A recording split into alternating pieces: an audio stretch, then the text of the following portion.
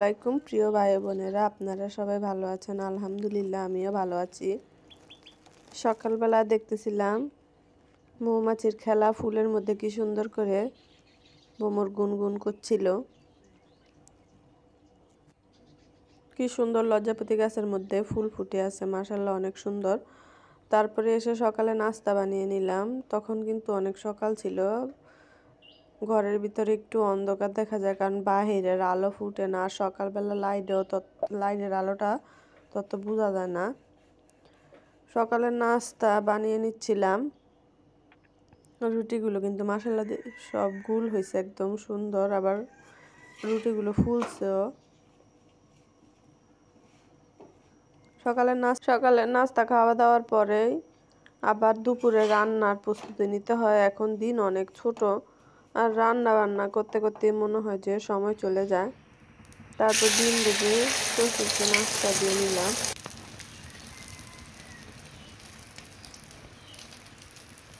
সুন্দর করে পেঁয়াজ মরিচ কেটে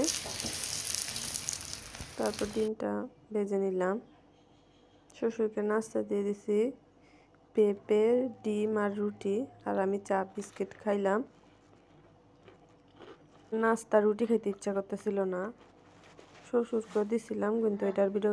তারপর দেখলাম যে বুবি বাজার আনছে, ওর নাকি চাল শেষ। আমি বলছিলাম আমার কাছ থেকে নিস, কিন্তু না, ও বাজার থেকে নিয়ে আসছে। আর সারা বছর তো শুধু উইস্টার, ঢেঁড়স এগুলো আনে, আজকে মাছও আনছে। এগুলোই আমাকে খুলে খুলে দেখাইতেছে বাজার থেকে কি কি আনবে, এগুলো আবার দেখাবে আর কয় টাকা ওইটা দাম বলবে।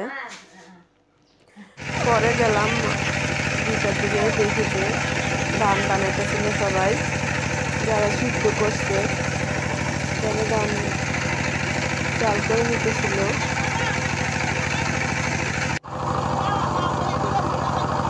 তারপরে এভাবে আমরা সবাই দেখি যে কার চালটা ভালো হয়। এমনি সবাই ধান ভাঙাইলে দেখি যে ধান ভাঙানো শেষ করার পরে এখন আবার চাল দিবে, তারপরে খুশকুড়ে যেগুলো থাকে মেশিনের সাহায্যে উড়ে যাবে। এখন তো মানুষের একটা খুবই কষ্ট হয় না, এই ধান একসাথে দেওয়ার পরে আর দিত না, উড়াই নিতে হইতো। আর এখন একদম মেশিনে উড়াই দেয়। পরে আইসা আমি ঘর দুয়ার পরিষ্কার করে মুছে নিলাম, শ্বশুরের রুমটা মুছে নিলাম। শ্বশুর বাহিরে গেছে, চিন্তা করলাম এখনই পুছে দেই। পুষে আমি দুপুরে রান্নার প্রস্তুতি করে নিলাম আমার। না হলে এখন তো বৃষ্টি নাই, এখন ধুল উড়ে উঠানের মাটি উড়ে উড়ে সব ঘরে ঢুকে, তার জন্য প্রতিদিন পুষতে হয় সব। এটা বাহিরের দিকে খোলা রুম, তার জন্য একটু বেশি ময়লা হয়, তার জন্য এটা একটু পুষে নিলাম রান্নার আগে। তারপর আইসা রান্নার জন্য কুটাকুটি করে নিলাম।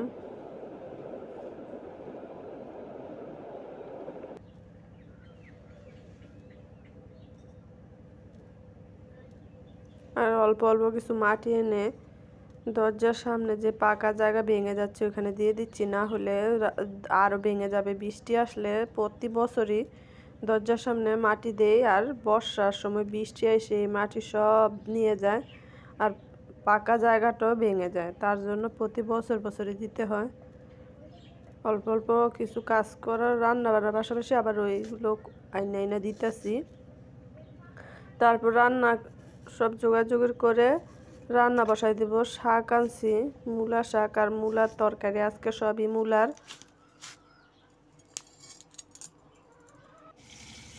আজকে এই পর্যন্তই। ভিডিওটা ভালো লেগে থাকলে আমার চ্যানেলটাকে সাবস্ক্রাইব করে দিয়ে আমার পাশেই থাকবেন। আল্লাহ হাফেজ।